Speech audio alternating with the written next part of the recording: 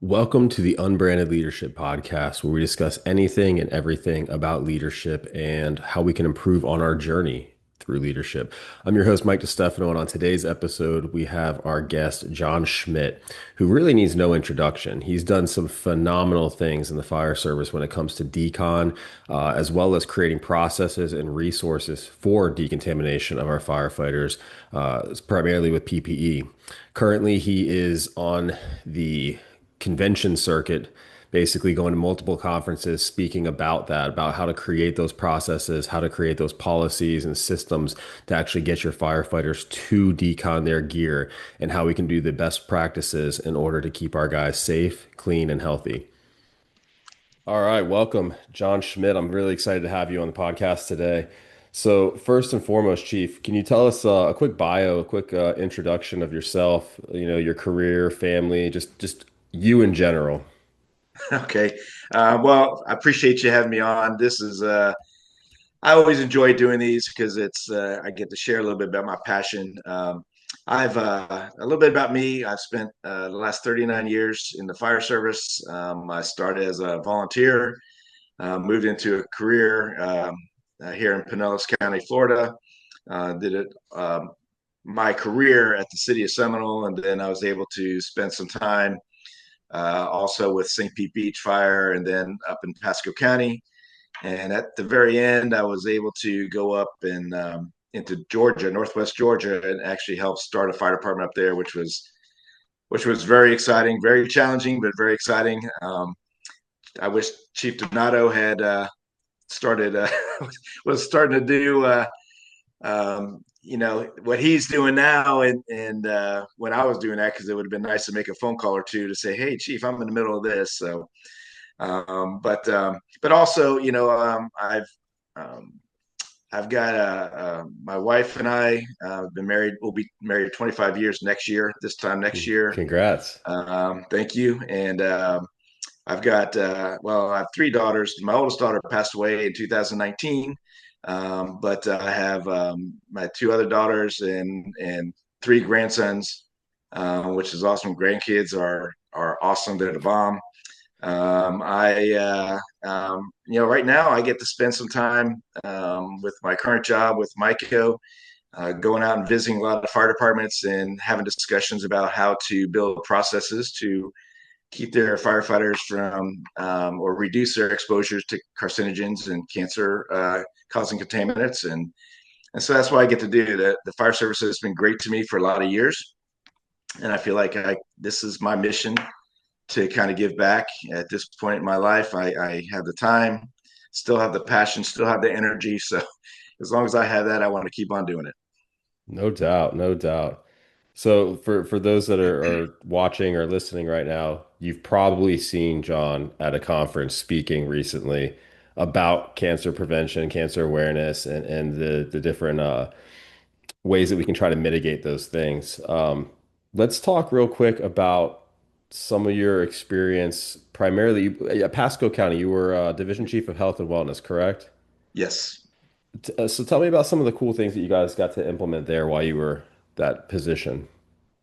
So it happened actually quite organically. Actually, I should probably preface this with when I was still the training chief at the city of Seminole. A lot of the research started coming out 2010, 9, 10, 11 about cancer and our bunker gear being dirty and contaminated, and we needed to start doing more with our bunker gear. But we really didn't talk about boots and gloves and hoods and helmets, even the headbands in our helmets and all those types of things.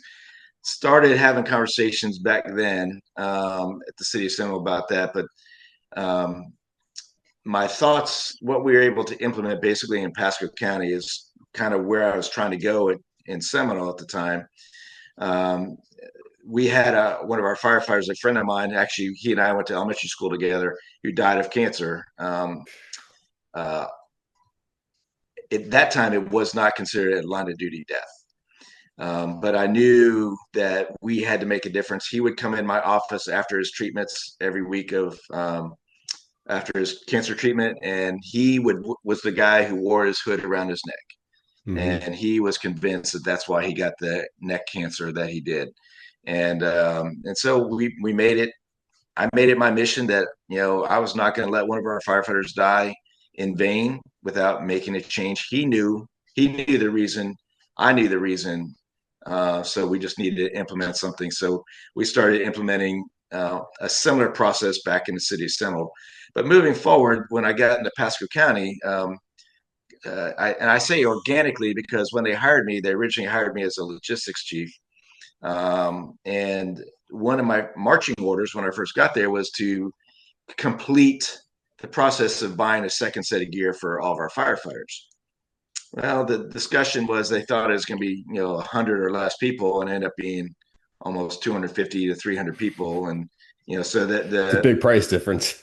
yeah, that's a huge price difference. So I started having conversations with the chief, my deputy chief at the time. And I told him, I said, we need to look at this a little bit differently because the 1851 standard was getting ready to change in 2020. So there's going to be, you have to wash it twice a year, inspect it twice a year, all those kinds of things. And Hmm. then I said, if we do buy a second set for everybody, when they get jerried out to a different station, do they have to carry both sets of their gear? Where do they store the second set of gear?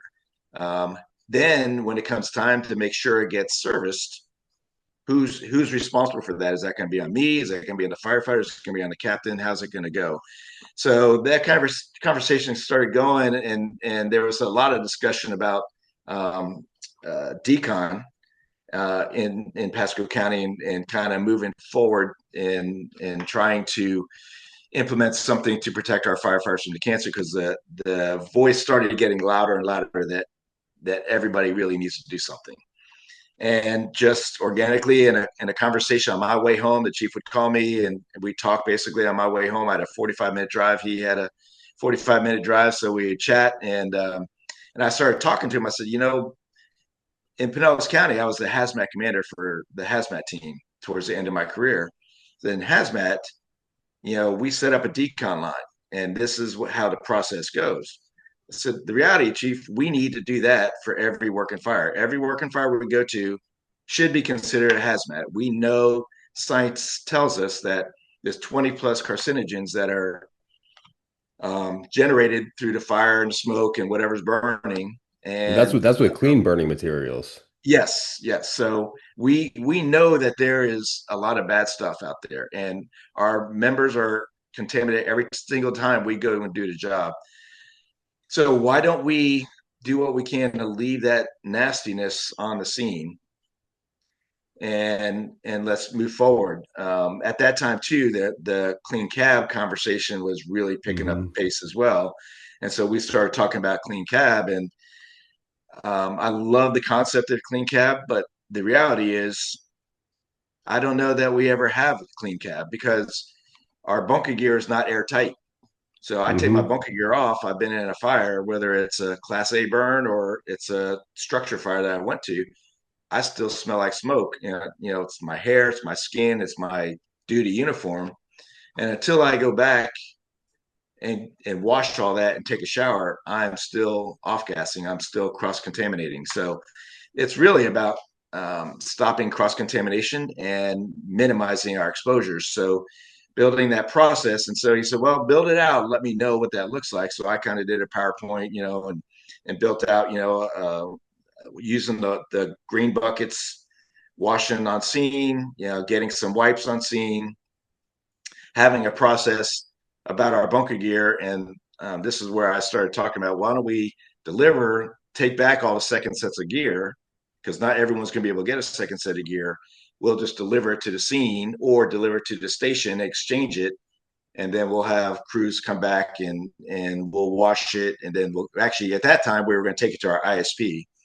The ISP was promised me for about 2 months that if I delivered it, they would have it back in 72 hours. Well, when we turned it on, that 72 hours turned into 6 weeks. Oh, So, and wow. yeah, and so our firefighters, they want to keep their primary set of gear, Hmm. and I don't blame them. It's like wearing your favorite pair of jeans. Yeah. You don't want to put it in the laundry because they fit really good right now, You but broke it when you in. wash them, they're broken in, they fit perfect. So that was a big piece of it that I thought that we needed to make sure that our firefighters got their primary sets of gear back. The chief really liked that conversation, but the process included using the green buckets, using wipes, some type of wipes, whether it's the fire wipes or bullard wipes or baby wipes, it doesn't matter. And I've actually told fire departments in conversations recently that if your department can't afford wipes, bring in a face cloth, put a little bit of Dawn soap on it, put it in a Ziploc bag, and put it by your truck. There's plenty of water at every fire scene, so just get it wet and then just start wiping. We got to do something. But and then I said, if we can deliver gear, we can exchange that gear on scene, and they can get back in the truck. And basically, it was kind of our way of doing clean cab, but Right. obviously it still wasn't clean cab. You're not putting the And dirty gear back in the truck. yes, yeah. So we were trying to minimize that dirty gear going back to the station because it goes back into the truck, contaminates the truck. Hmm. Then the men and women get it out, and if it doesn't get washed, then it's contaminating the gear room. The firefighters are still taking the stuff throughout the station, and even though we were building hot, warm, cold zone stations, if you don't clean that stuff or exchange it, well, as soon as you walk in, you're going to contaminate your house. Hmm. So so that kind of conversation was, oh, that sounds good. So let's build it out. And then, then the logistical part of it came in. How are we going to make this happen? We talked about a trailer. We talked about doing, at the time, San Antonio and Vancouver Fire were doing very similar. What they were doing differently than what we did is they would send the clean gear to the station Hmm. with their quartermasters and bring back the dirty and then wash it. I thought that we just needed to take the gear to the station so I could stop that cross contamination as soon as I possibly could. Just going back to my hazmat training, got to stop it as soon as possible. It's time distance shielding. Hmm. We leave it there at the scene and then be done. Eventually, we talked about getting a box truck. So our Decon one, the first Decon one was a box truck, 26-foot box truck. We built it out so that we carried we did some math numbers, and we put about 20 firefighters on every working fire, and we tried to come up with an equation that how many fires could we get in a day and still be able to have enough gear to handle. So we thought 20. So we hit about 120 sets of gear on the truck. That should get us about 5 working fires.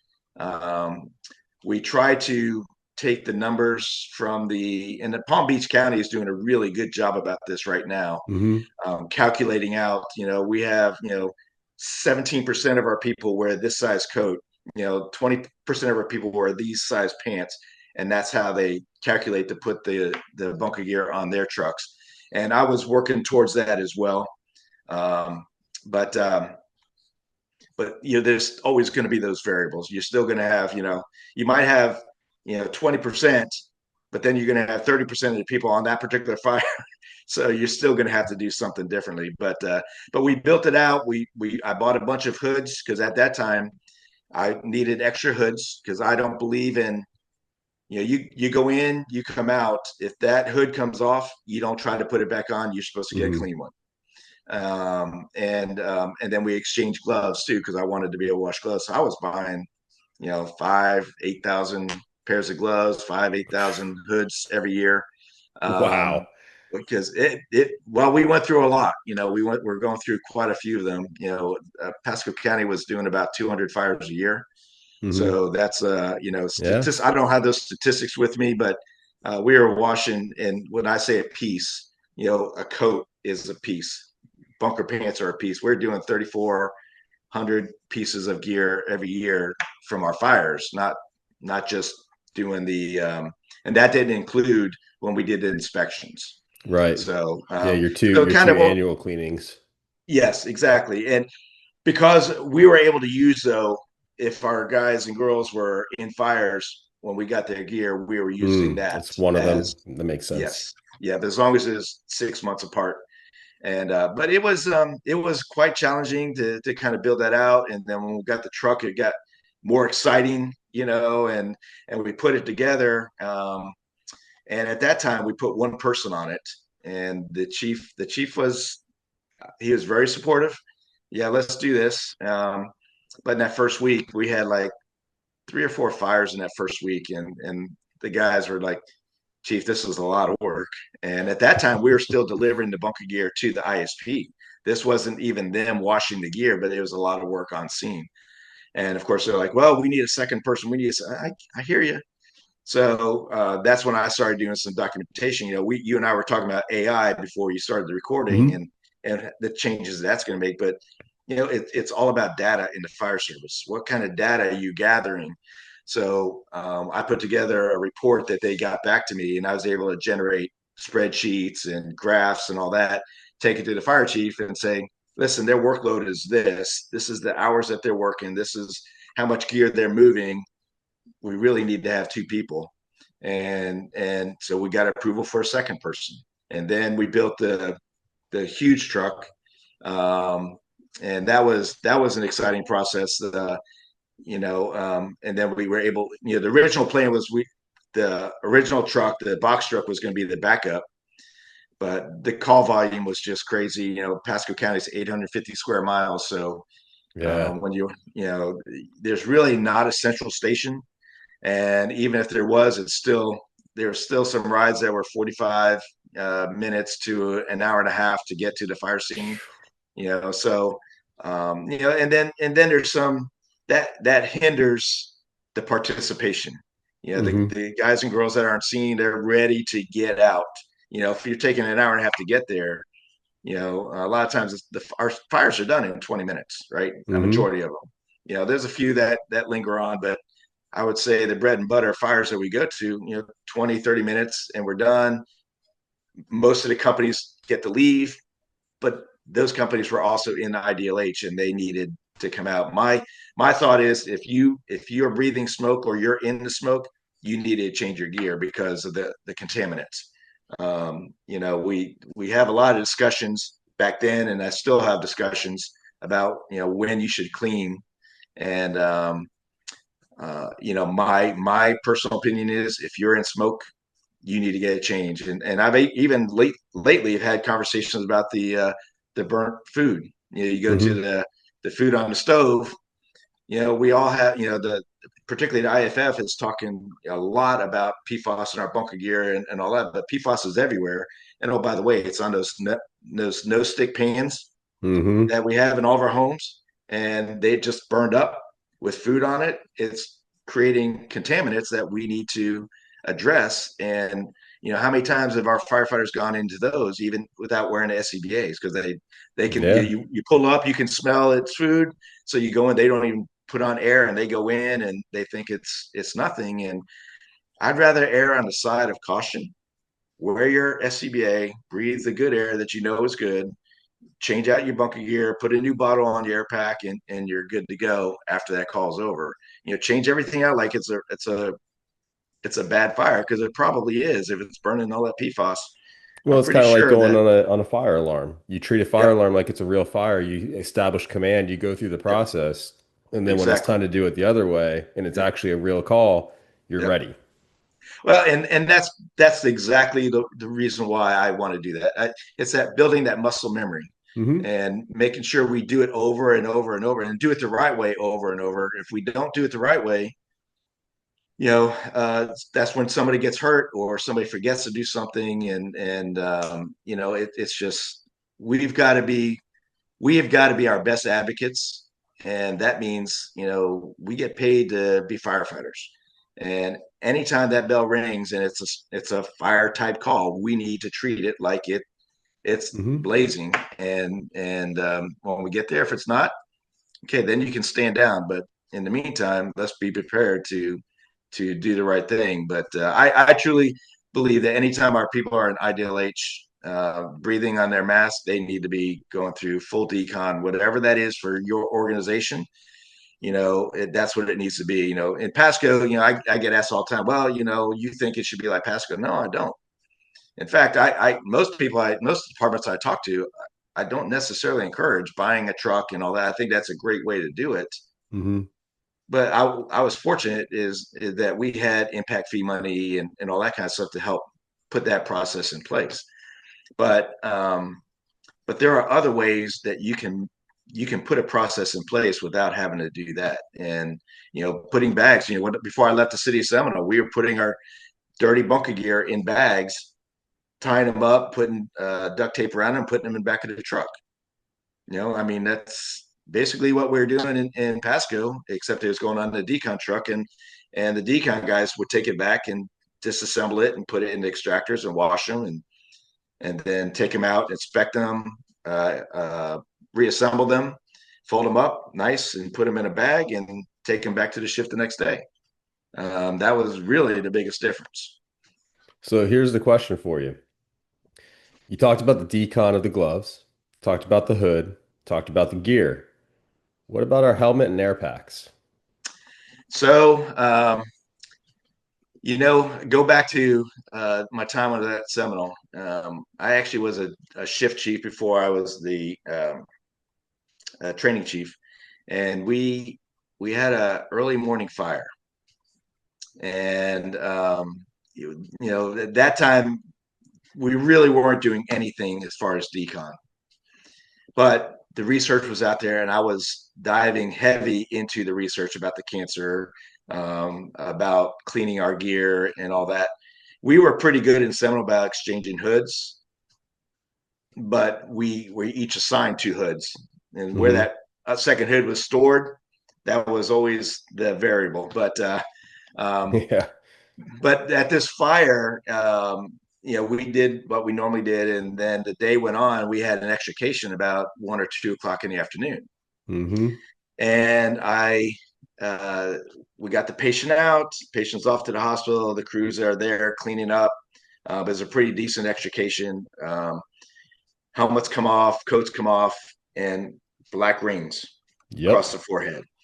So I knew that there was, just because of my hazmat experience, I knew that the coat and pant it was not enough. And that solidified it for me. I'm like, okay, I know that we got to do something different. So shortly after that, I moved into training. And one of the first things I started doing was calling the helmet manufacturers. Hey, I just need to buy new headbands. Well, you can't do that. You got to buy a whole new helmet. Yeah, I'm not going to spend $250, $300 for a new helmet just because it's dirty. This is what the problem is. This is what I would like to do. And it was pulling teeth. It was very, very difficult to get them to do that. So I just tried to encourage the guys to buy wipes. Eventually, before I retired, I was able to buy just the headbands, Hmm. and I bought one set for every firefighter. And we made a policy. You know how policies are. So I gave them out to the firefighters, and they were supposed to, after a fire, take off the dirty ones, replace, clean the helmet, put on the clean ones, and then wash the headband. So that was the one perspective, and then you mentioned about the SCBA's. SCBA's are huge. So this is my analogy. The fire service has never done a very good job of taking care of our own PPE for ourselves. Hmm. But every firehouse I go into, I ask the captain, the driver, and the firefighters, you guys get dispatched to a fire. You're first on scene. There's fire coming out of the building. What do you do? Well, I do this, and this guy does this, and that one does this. And I said, so you don't stand around and wait, or you go, yeah, I don't think I want to go into this fire. I don't want to work on this. I'm going to stay home. No, we would never do that. Then why do we do that with our PPE? So our helmets, boots, gloves, coats, pants, even radio straps, SCBA mask in our SCBA. Why do we not take better care of that? It's the whole cleaning the SCBA. We've all had policies in every department. I know you. I'm sure you had. We did. Hmm. Ours was every Saturday morning. You're on duty Saturday morning. You had to clean your mask. So we always built, a tub of soap, dunk it in, shake it out, and that was it. We dried it, and that was sufficient. We hardly ever did it after every fire. We hardly did it, you know, um, more often than that. It was basically every 3 weeks. Training, Got it done. when once you couldn't see through it, okay, now I Yep. guess I need to Yep. clean it. Yep. Exactly. Like, hello, here's your sign. Yeah. But now I can name about there's 3 people that I know who actually have skin cancer around Hmm. where their mask used to be.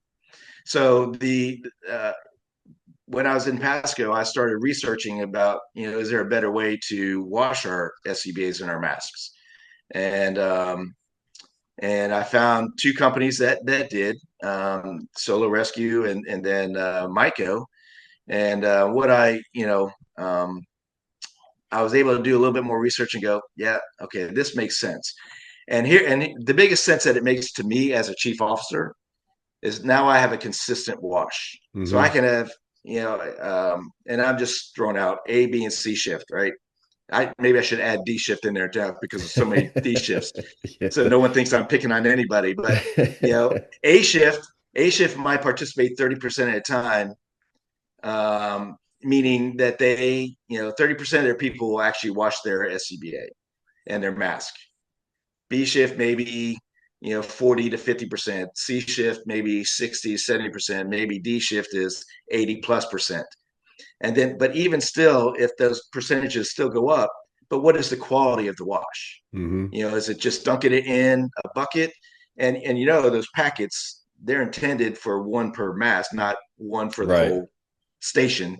Um, so how good is it being done? And then the air pack, usually the air pack just got sprayed down and that was it. Never got scrubbed down, at least in the departments I worked for and when I was riding on the trucks. If you're lucky. I can't tell you how If many you're times I lucky. jumped in the truck the Yep. next morning. I'm like, dude, Yep. there's still insulation from doing Yeah. overhaul all over the Yeah. pack. Yeah.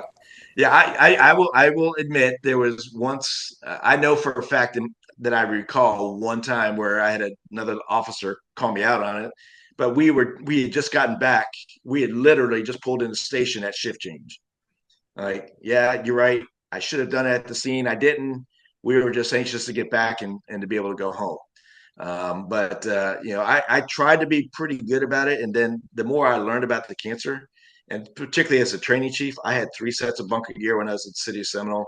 When I did a live burn, I would go in usually just twice, once in the morning session, once in the afternoon session. Hmm. All the other times I stayed outside, and I We do always the had an same extra thing. set of gear. Yep. So, but we didn't have helmets. We didn't have spare helmets. We didn't, I didn't hand out all gloves, and I had quite a few hoods myself, but just because I was doing so many burns. But Hmm. now the research is telling us that um, and I just had a conversation yesterday with Dr. Gavin Horn, and he did the research about years ago. Was one of the researchers about the particulate hoods and how good of a job do they do, Hmm. and one of the things that they discovered, a small change, was the way we doff our hoods. We used to take our hoods, put them around our neck, take off our helmet and our mask, and then we take this off. Well, you can't not cross contaminate when you do it that Oh yeah, way. you're literally So smearing it across your face pretty yeah, much. exactly. So the small changes, you just take your helmet off and then pull the hood up around and let it kind of fall, and then you take off your mask, and that reduces that cross contamination, that exposure. I read Atomic Habits years ago, Hmm. and Atomic Habits talks about those small changes for big results. That's a huge result for me if I can take a hood off a certain way and reduce the contaminants. So first of all, if I'm wearing a hood that's reducing contaminants anyhow, and then I take it off this particular way, it still is reducing my exposures. And it costs the department nothing. Yep, yep, just a little bit of change, a little bit Hmm. of education, but that's a very hard thing to that's a very hard thing to change. I've been doing it the same way for 39 years. I'm an LFTI when I go to the academy, and if I do a burn and I got to pull that thing off, I have to catch myself. Yeah, you gotta But intentionally yeah, do it. yeah, you have to do it intentionally a number of times. But that's why I love doing what I'm doing now, because I can kind of see, and I get to see. where the fail points are for Hmm. the cross contamination, and I can have conversations about the deeper. I can talk about the SCBA, why we need to clean the SCBA, not just our mask, but the SCBA as well. And the biggest reason for me is when they go when the techs, whether you do it internally or you have a company come in, if that pack is dirty, the tech may be wearing gloves to protect themselves, but they're still handling that pack, and they're handling the little parts and pieces that they are working on with contaminated gloves. They're not getting contaminated, but is it contaminated when it goes back in? I don't know that for a fact, Hmm. but theoretically, that makes sense to me that that air pack is dirty, and then they're handling all the parts and pieces, putting it back together, and then you and I get the air pack. Okay, now is that causing a problem? I don't know. I don't know that it is, but I don't know that it isn't either. And but I'd rather, again, like I said earlier, I'd rather err on the side of caution rather than take a risk. This For is a great sure. job, great job, but I don't want to take any additional risks if I don't need to. So you had already talked a little bit about this, about Myco and the fact that it's a cleaner. Um, One of the things I think we've had probably a dozen conversations between me and you about this is that you always talk about how you don't just sell a product, you sell a process, that Right, you go through how to not only utilize the machine, but how to make it so that guys will use it. So tell right. me a little bit about that. So I'm a believer in uh, everything we do on day to day, particularly in the fire services process. Uh, I mentioned earlier about the first thing company getting on scene of a fire. Hmm. When we go to a medical call, there's a process of engagement with the patient, evaluating of that patient, beginning the modalities and the treatments of the patient. Those are all processes, and we follow algorithms to kind of make those decisions to go a particular route. When Micah started talking to me about coming on board to be one of their national sales reps, I quickly explained to him, number one, I'm not really a sales guy, but what I want to do is I'm an educator. I'm more of an educator than I'm a sales guy, and I want to educate fire departments about a process and how this machine fits into a process. Because if you don't have a process, you're not going to use the machine. And I will tell you, Exactly. buy all my competitors, because in 3 years' time, when that machine's collecting dust because you haven't used it, I don't want you to think of me and go, man, he sold us that thing and whatever. And I'm not saying that my competitors don't do this. I have no idea what they do, but I know what I want to do. So I want to build it into a process that it makes it easy. I do this, do this, do this, and do this. So the process is, what is your on-scene decon process? Is it a hose line? Is it using a storm stick? Is it an inch and 3/4? What are you doing when you come out of the fire to knock off those heavy contaminants immediately? Are you putting your bunker gear in a bag? Are you giving it to a decon crew? Are you or because there are departments that can't afford two sets of gear or a decon program, are you going to scrub it clean on scene, or are you going to get back to the station and do it on the bay floors? So what is that process? Then what kind of process to clean yourself as soon as possible you can? I know you can't take a shower on scene, at least not yet.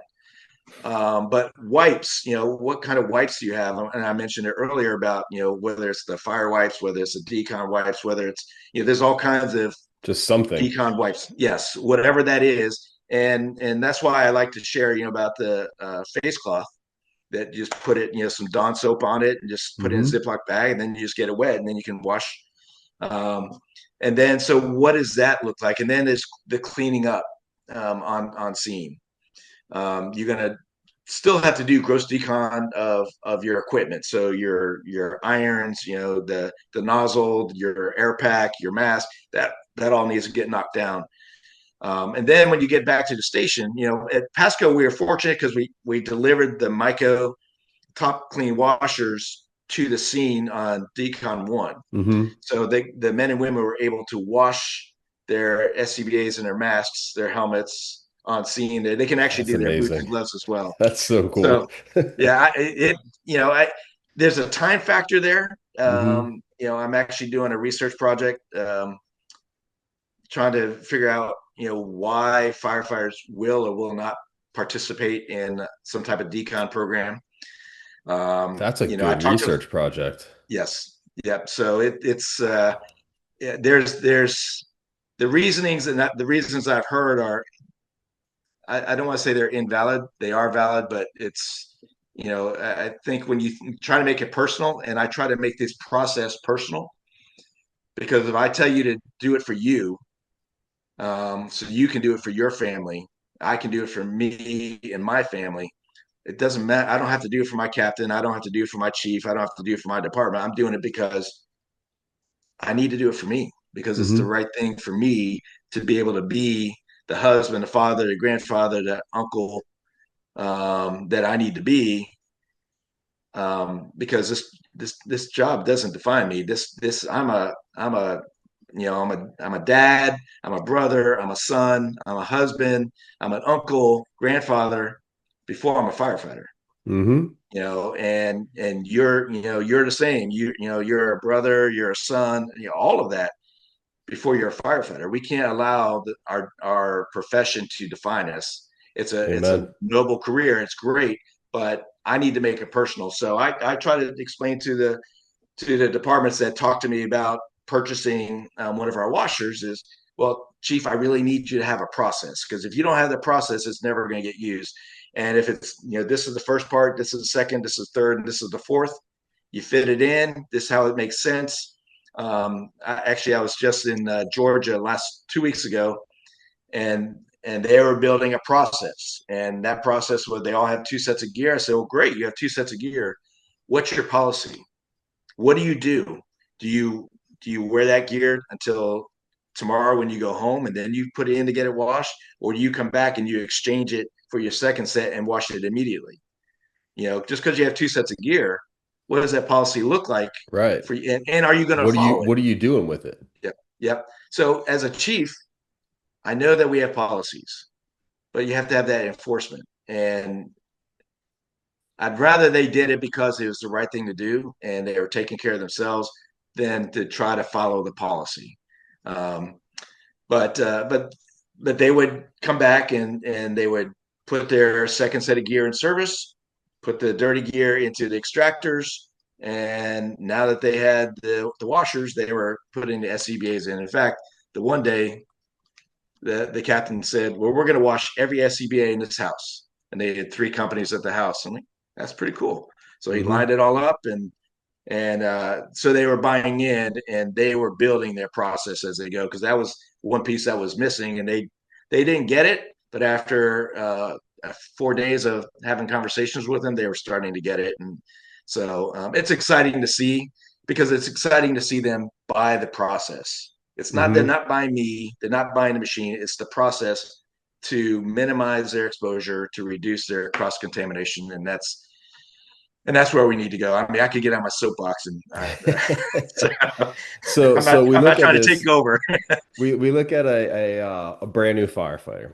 Guy just gets on the job. We can teach him to do pretty much anything because he doesn't have any bad habits yet, right? Right, As you know, at Jupiter, we're starting a brand new fire department, and I'm right, hiring people from departments across the state. Like yeah, I feel like every department's going to be represented. We're going to have one guy from each place, and getting them all to forget those bad habits and then come onto the Jupiter way is going to yeah, be extremely difficult.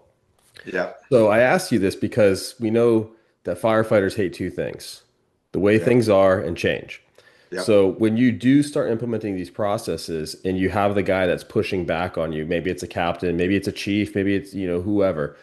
How do you convince them? So that's been a huge challenge. Quite honestly, one of the disadvantages I had, particularly when I was in Pasco, is I didn't grow up in Pasco. I was hired as a chief and so I knew that there was a lot of, I had to earn respect. I had to Hmm. earn trust. I had to earn, their acceptance of me, that I came with some knowledge, I came with some abilities, and my intentions are pure. for their health and for their benefit. So um, when you have that person that pushes back, that's not a global conversation. That should be a one-on-one conversation, because Mm. I need to know why. What is the pushback? And sometimes it's because I came from a small department and I don't know anything about fire. You're a four-station department.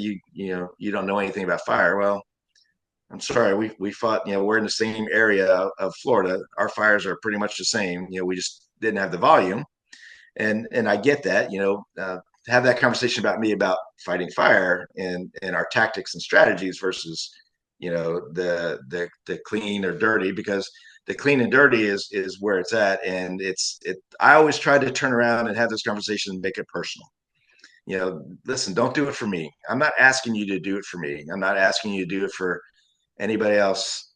If it was a captain or a senior person, I wanted them to realize that their actions might deter that rookie or that 1 or 2 year employee from doing the right thing. They have a long career, because I get this a lot.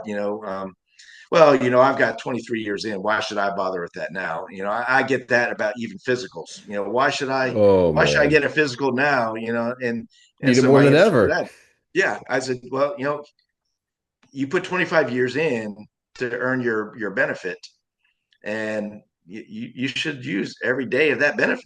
I mean, if it took you Yeah. 25 years to get here, I tell this all the time, and this is going to sidestep a little bit, but my brother's a financial planner, and when I was getting ready to retire the first time, he said, you need to live, like, I think it was 54 months after I retired. I was like, well, I hope it's a whole lot longer than that.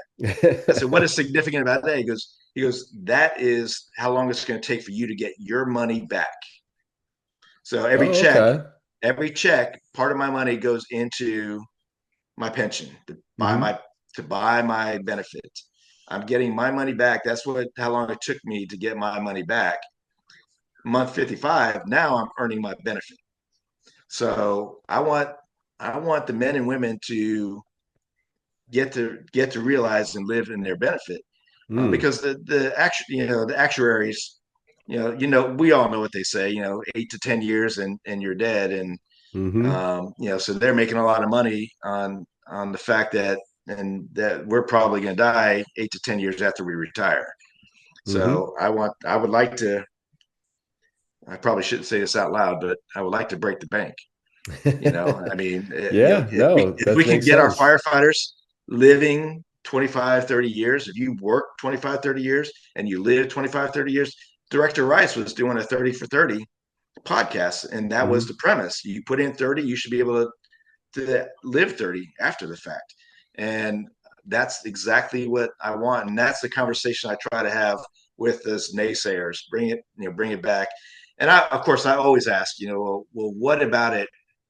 Well, I don't want my bunker gear getting wet, or, you know, that bunker gear is not mine. So I won't, it's not going to protect me as well if I go into another fire. And we took all the measures. We took the measures to make sure none of that happened.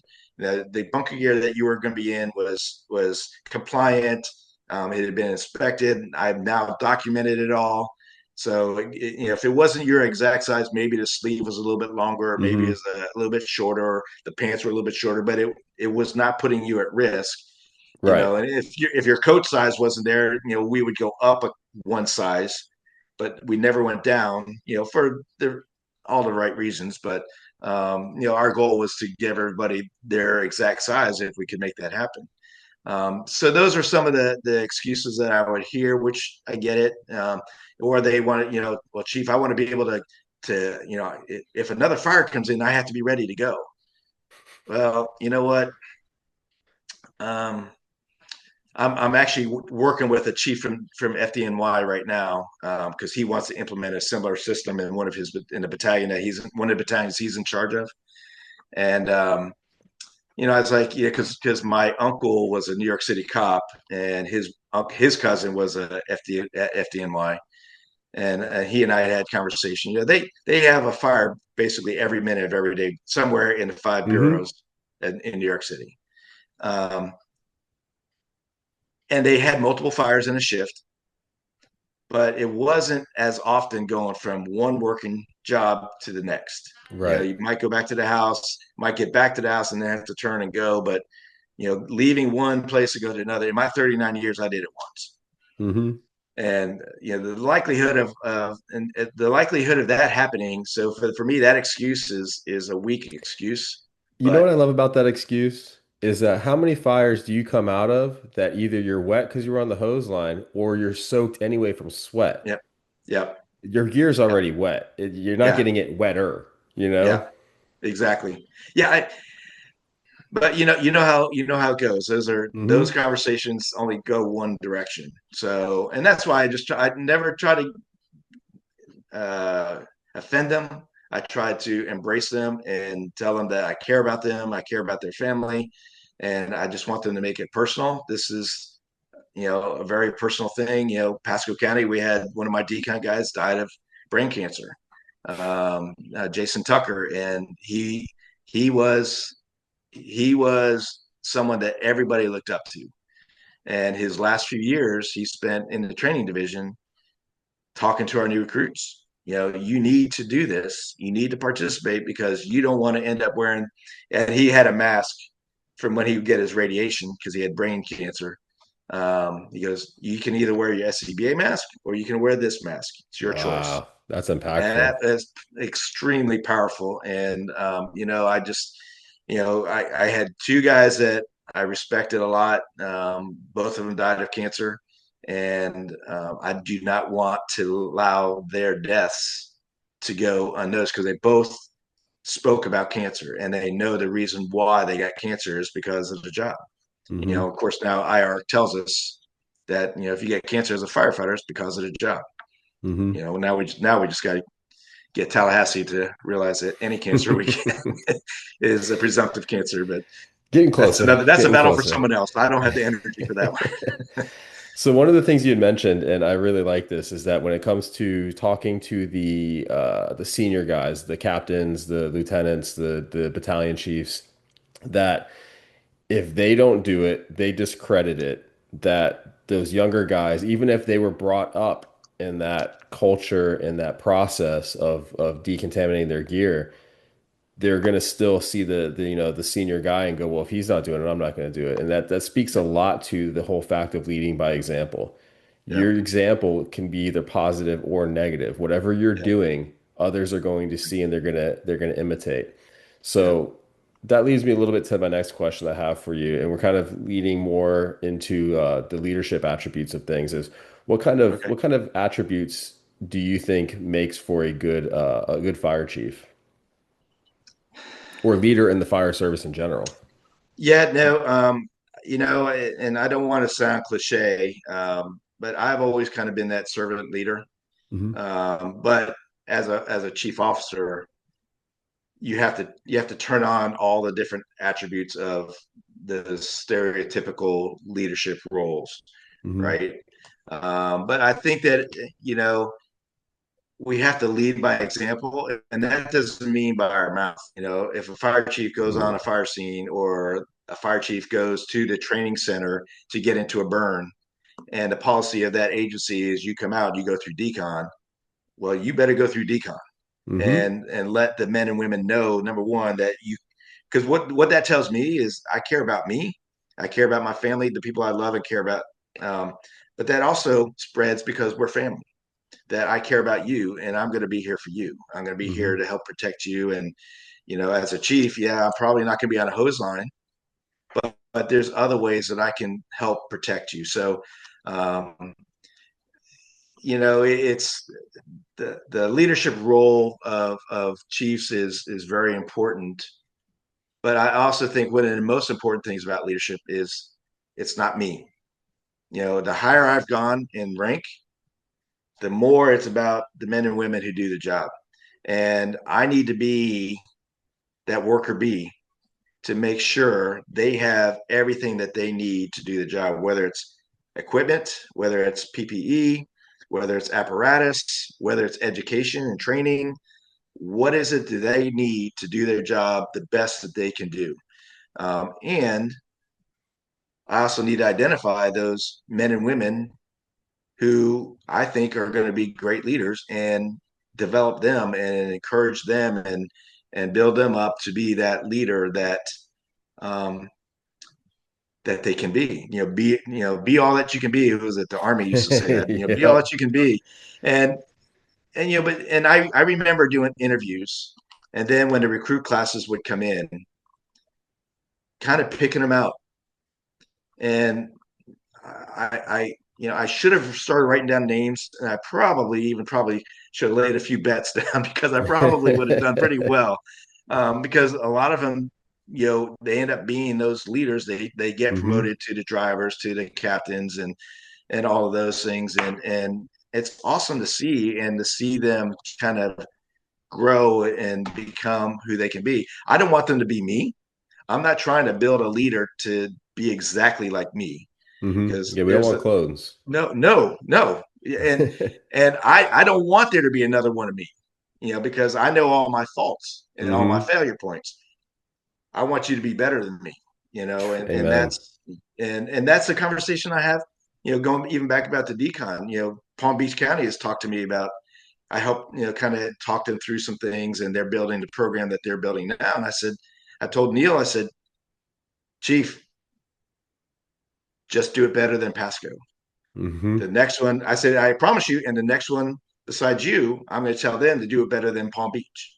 I'm going to tell hmm them to do it better than that one, It's because progress. we've got to do better. We've got to get better. And there's no reason why I can't make you better. I know you're a deputy chief. Chief Donato should be doing his best to make you better than him. And that's preparing you to take the job. Whether or not you want the job, that's a completely different conversation. hmm But I need to set you up to be better than me, so that the job is getting done, number one. And number two, that's that succession planning. Yeah, So succession I'm a plan is big believer in important, that. but progress beyond that is even more Yeah. important.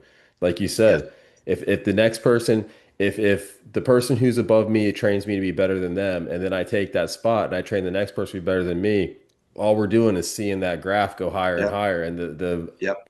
the positivity that we are able to Yep. create and the leadership is just uncanny. Yes. Well, I think the military kind of does it pretty well to a certain point. I've had a number of friends who are in the military, and every step of the way, they're being trained in some type of leadership. And sometimes hmm they top out. You top out as a corporal. You might top out as a major or a captain. I got one buddy. He topped out as a colonel.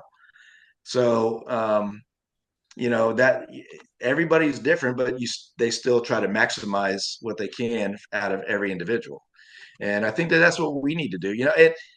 We need firefighters, and we need really good firefighters, and we need senior firefighters to take the hand of the rookie firefighters, Yes. because they can teach them stuff that the captain can't, or the driver can't. Same thing with the chief. There's captains can learn stuff from each other. I learned very little from my district chief when I was a lieutenant. I had three other lieutenants that I would call constantly as my mentors, because they've Yeah. been in the role for a number of years, and they were gracious enough to help me along the way. And that's what I try to do. You try to pay it forward, but try to encourage, the firefighter, to do that with the rookie firefighter, hmm or the firefighter at another house. It doesn't really matter. It's just, we've got to make each other better.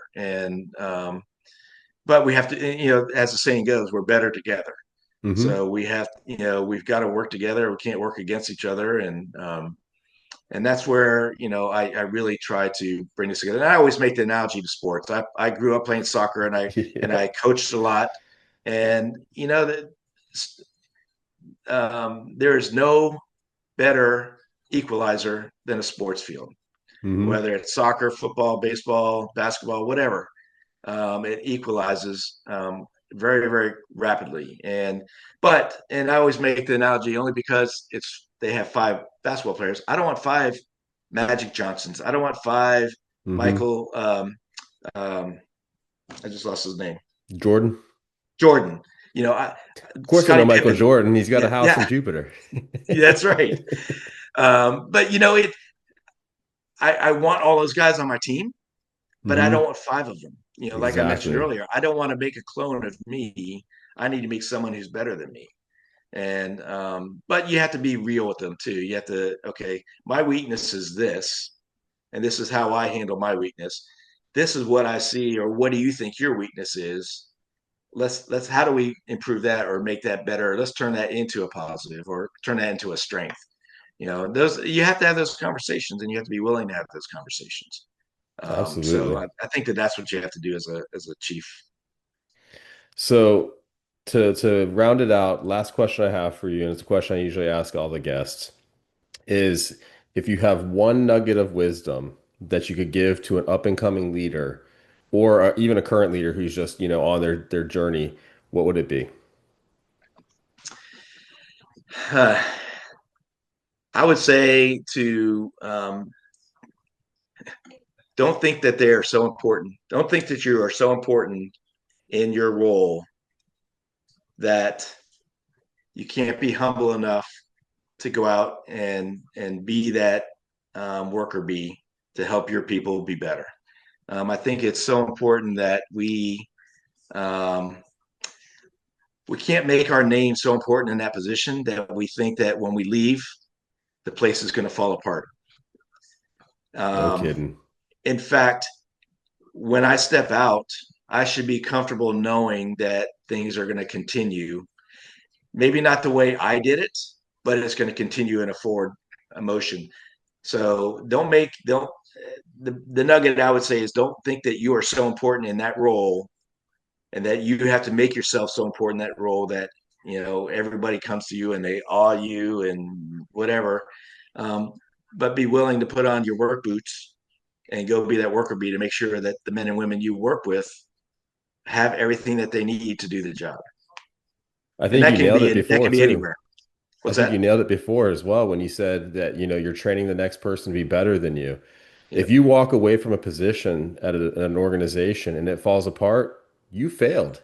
As a Yep. leader, you failed because there was no Yep. succession plan. You weren't Yep. training the guy below you. You were just basically saying, I'm the one holding everything Yep. together. I'm the glue, you know? Yep. Yep. And and that's a hard thing to do. Sometimes, I remember being a company officer when I first got promoted to company officer. Um, One of the first real calls that we had was an extrication. Yeah, I grabbed the tools, I grabbed the spreader and the cutter. I'm getting ready to go to work, and the district chief actually got out of the truck and tapped me on the shoulder. What are you doing? You got guys who can do that. Let them do that. That's his job now. Yep. I'm like, oh, okay. The light came on, and then it started dawning on me, and because then I started paying a little bit more attention about leadership and reading leadership, books and studying leadership a little bit and trying to do leadership classes and all that. They kind of make sure, it's like baby books. Hmm. My daughters never fit in any of those books, but we read them, Hmm. and even though they didn't fit in them. So, the same thing with leadership. Not all leadership books are going to fit you or me, but there's nuggets I can take out and apply. Then I got to go read this book and take that nugget out and apply it, and that works for me. Well said. Well said. So, Well, John, I really appreciate you coming on the podcast today. I absolutely awesome. love our conversations, and I look forward to having a lot more with you Yep. at various different Thank conferences and you. everything else. Thank you. Absolutely. Florida is really good for conferences. So Yeah, it's close to home. It's easy. I enjoy going to these. So they're a lot of fun. But I appreciate you having me on. This has been awesome. I appreciate you allowing me to share. Kind of my story. I can get on a soapbox pretty quick because I'm very passionate. It truly is a passion um, that to help take care of our people. That's what this is about. I've been blessed that I've had a healthy career, a long career. So I'm 10 years into my 26 of my benefit. there you go. So I've got 16 more to do. Hopefully longer than that. So I'm doing my best to break the bank. Let's So, but I go. appreciate you having me on. This has Absolutely. been Thank you, awesome. sir. Appreciate you.